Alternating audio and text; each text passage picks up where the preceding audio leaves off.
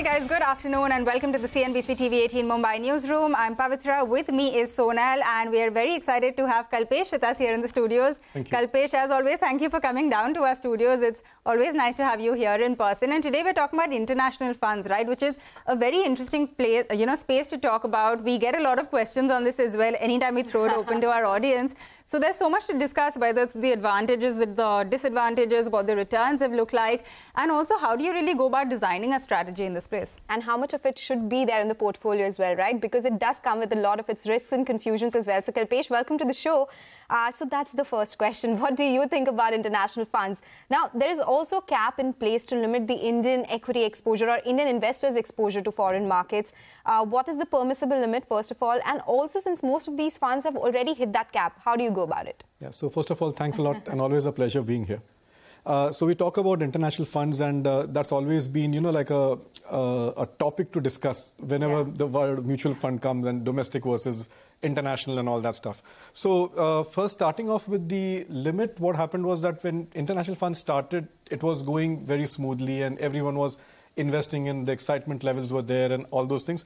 Till I think the RBI put a cap on it, saying that up to a limit of $7 billion once you hit, then further investments cannot be added by Indian mutual funds into this particular category. So all the AMCs had to rework and look at where they are, and then it came to a grinding halt. And post that, we know there was a lot of international turmoil and plus this limit. So everything for a moment came to a standstill. So that $7 billion limit was hit. Now what happens is that presently all the funds which had their exposure to these stocks overseas were doing a little bit of churn and selling and buying and all that thing. And in that particular thing, RBI said that the amount or the allocation which you redeem, you are allowed to reinvest that much portion and it comes back to that much allotted amount. So you don't exceed that thing. Certain funds which stuck their neck out and probably didn't do any churning, so they are where they are and their holdings persist. But certain funds sold. And they have again created that gap for them wherein they are still taking subscriptions for people yet to do it. But again, with a caveat that the moment it hits without any, I would say a warning or a horn, they would just simply stop the whole fund further thing. Plus, there is also another limit of $1 billion kept separately, which is for ETFs.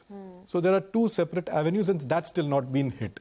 So we still have room in that, but then ETF is a different way of looking at things, and although it's a part of the mutual fund family, but it's a different ball game altogether. So that is where we are right now. Okay, no, that's very important to talk about just as we, start this conversation to put that on the table.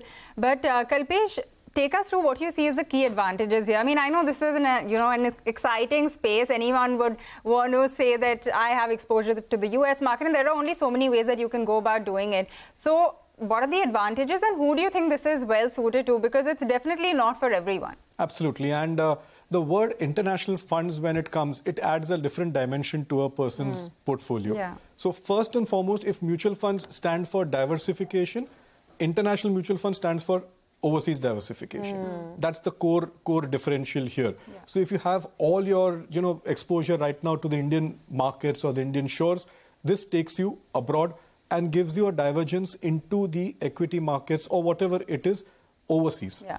Second, it obviously acts as a different currency hedge, or people who would want to have financial goals. I would say, being a financial planner, I can't escape the word financial goals. Based abroad. So for their children's higher education, if they want to take an exposure into a dollar-denominated investment or something, it's good for that because that purpose is going to be overseas. Third, obviously, you can't have a country-centric portfolio.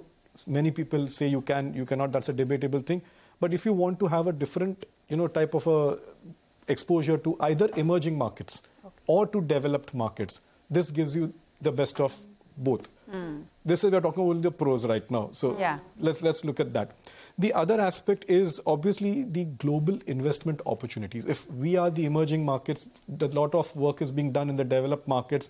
Lots of new avenues are coming up and lots of new themes are coming up, like climate change and artificial intelligence and you name it, and it's there, which is still not evolved and come into our Indian markets as yet. So people who are answering your question, who should take, evolved investors should only look at international funds. So if you ask me as a financial advisor or a planner, once create a strong India-based mutual fund portfolio with all the nitty-gritties in place. So your large cap, mid cap, small cap, have your SIPs on. And then if you have surplus, if your needs, your goals are there, then you can take an exposure. And again, not more than probably ideally 10 to 15% of your portfolio. No, it makes sense, right? Because it's sane advice, something that is not just used in a normal lingo here, but is actually seeing execution there. That's how you get exposure there. But of course, people who have seen that evolved idea of investing there should be there. But how have the returns been in the last 5 to 10 years? It's very varied as such. And global markets do what they have done. And in fact, if you see the returns, we've just given it here, we've given a 1, 3, 5 and a 10-year range. Now, this is across the category of international funds. Okay, so overall, the category has delivered in the last 1 year around 15%. In the 3-year category, 5-year category and 10-year, it's more or less in the 5 to 6% range. But in that 1 year, we've seen that the US-based NASDAQ, the tech stocks which are there, they've performed like outrageously well. And if you were to decipher that, the NASDAQ funds or the FANG funds, they would have given a return of anything between 30 to 50%, which is a complete outperformance. But then that is not the only criterion. Because in that, if you see the other US, the broader markets would have given half the returns of that thing. So 1 year returns have been good. And in fact, even our returns have been good in the last 1 year. But over the period of time, I personally don't see there's anything very exciting over a 3, 5, 10-year period for which we generally as investors invest. So we don't invest it for a 1 year or 2 year type of a thing. If only it was as easy as looking at the 1 year return and putting your money in, right? That's impossible to do. It's impossible and, it's unlikely that you will see that same performance year after year.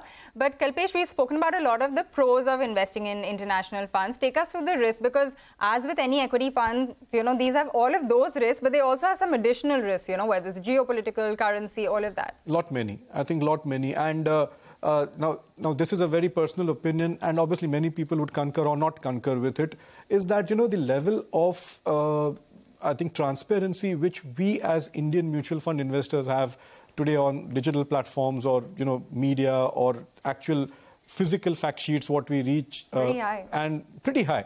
And it's very transparent. And now, 10 years into the mutual fund industry, people have now understood what is an NAV, where is the industry going, in which sectors are you investing, what is the market cap definition. Whereas the same thing, if you were to put it in international funds perspective, I think even if you go and open a fact sheet today, it would just show you that it invests in a fund of funds. And there's nothing more beyond it. Sometimes the fund of fund data is not updated. As much as I'm just giving a point-to-point comparison. So a simple investor who would just like to say that for the investment purpose, I would simply like to invest in a overseas mutual fund or an international fund, I think he would face a little bit of a roadblock. Secondly, you are, like what you rightly said, you are subject to many geopolitical risks. Even those currencies have undergone a lot of hammer. Right, that it's not only the cliched Indian rupee depreciation thing. Many currencies have collapsed and things have happened. And other part is that you are completely at the beck and call of a foreign fund house or a foreign fund manager per se. Now, as I talked of evolving, today we are on the brink of even knowing the fund managers who's managing my money in India. And we do that type of a little bit of a history or a reading that who's the person handling my money. Provides a lot of trust, right? Absolutely. And this is all, investing is all about trust, ultimately. So that's why we say that, okay, you take a call up to 10%, 50%, no problem, and put your money there. but understanding the risks far more deeply than you would understand Indian market risks.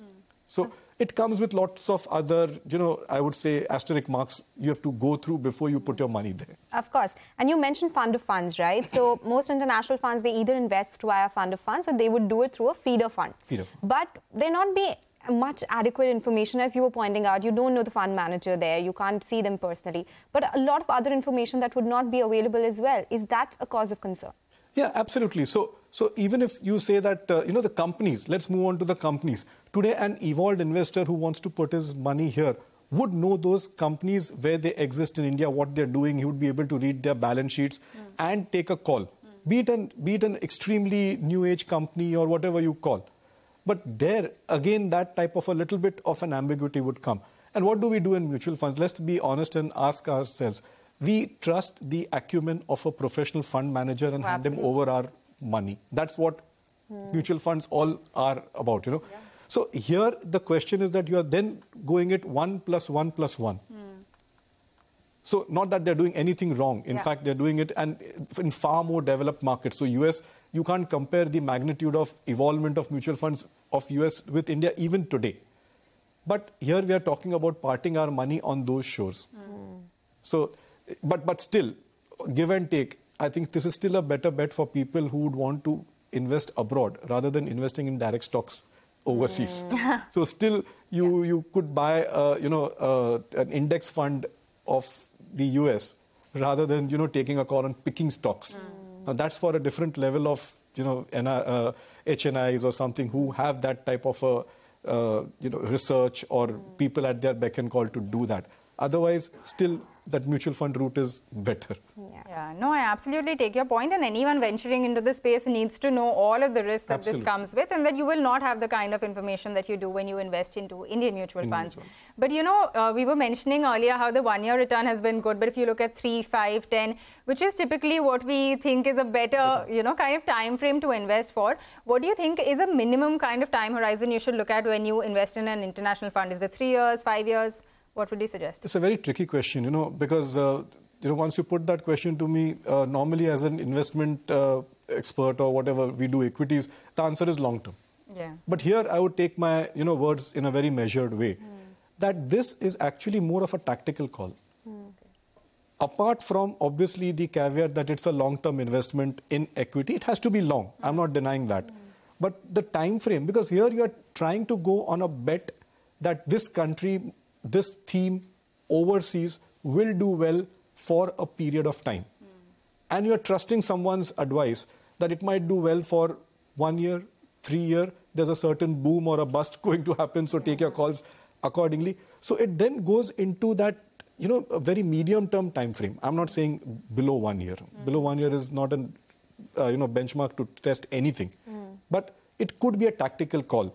So it really, everything might not fall into how we say in Indian mutual funds that, you invest in large caps for 10 years or small caps for 10 years. And then just forget about it. And just probably forget about it. Here, you are going into a different territory, different theme. Themes are emerging. You don't know that something might not be actually on also. And your money might be there. Now, we talk about certain emerging markets. What is the growth story? Beyond that, people have launched country-based funds. So there might be a Brazil fund or there might be a Japan fund. Now, you don't know what those economies are doing presently.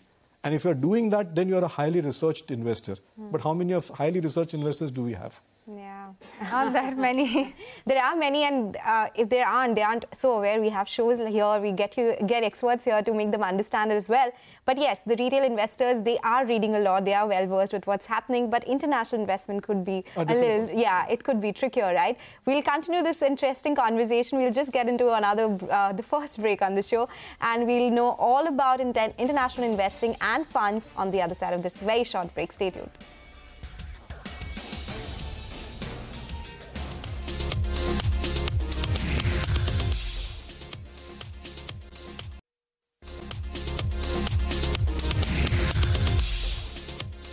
Welcome back. You're still tuned into Mutual Fund Corner. We still have with us Kalpesh Ashar, and we are talking everything about international funds and how we can invest in there as well. When, the time that we are talking about global volatility, but some stability back home. Would you recommend looking at, say, Hong Kong or China funds? Valuation are relatively very attractive there. China is almost half of what we saw earlier. Is that a space you would look at? Honestly speaking, the way India is doing right now, I would purely say that India would be the first bet. And to an extent, the only bet.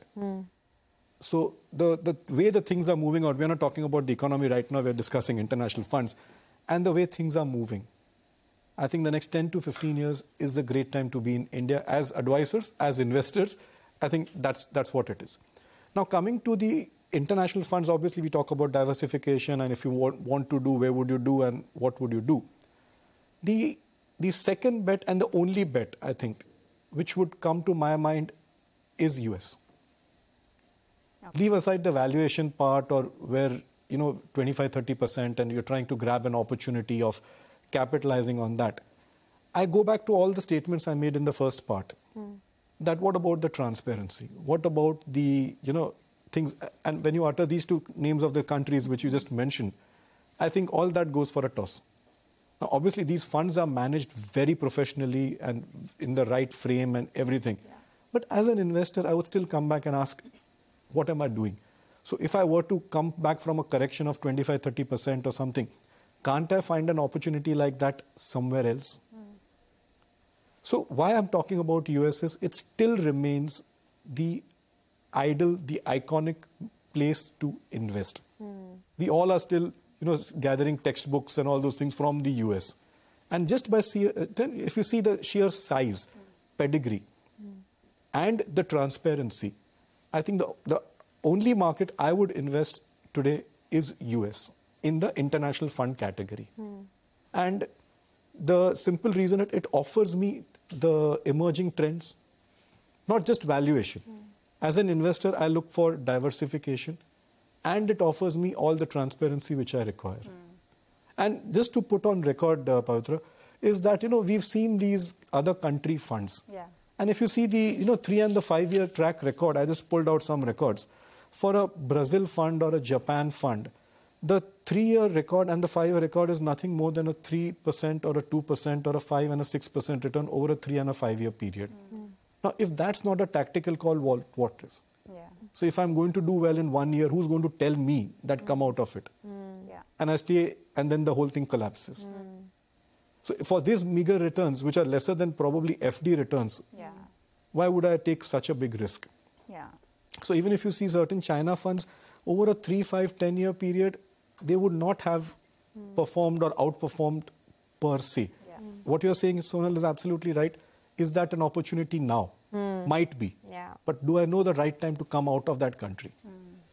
So that probably would be my response. Okay, got that. So you would look at US and perhaps skip these. It's just that, sometimes there are so many distractions because you hear that the semiconductor opportunity is huge in Taiwan. Absolutely. And you want to go in. Yeah. But I guess that is you have to measure what kind of risk you want to take on that front. One final question on the taxation, because there was a change announced in the budget. So just take us through how these are treated. Very important, because what was happening is prior to this recent budget, obviously the taxation for international funds was the debt fund category. And it was the benefit of indexation was there. Yeah. But post this, I think it's now the indexation benefit has been taken out, and it's simply treated as on par with the normal debt fund taxation, which is no short-term benefit is there. Yeah. So people also have to keep this very important aspect in mind, that though you are investing in equities abroad, you're still under the debt fund taxation, which is there. Which, unlike the Indian markets, we're still benefiting from the equity fund taxation which we get. Okay, so taxation, of course, need to be considered as well, because it's the post-tax returns that come to the investor, right? Kalpesh, it's been such an insightful chat. Thank you so much for joining us, explaining us the different nuances of investing abroad, because it's quite tricky. So we need an expert opinion on that as well. Thank you so much for joining us. And with that, we'll take your leave on this edition of Mutual Fund Corner. But stay tuned for Closing Bell to take you through the last hour of trade.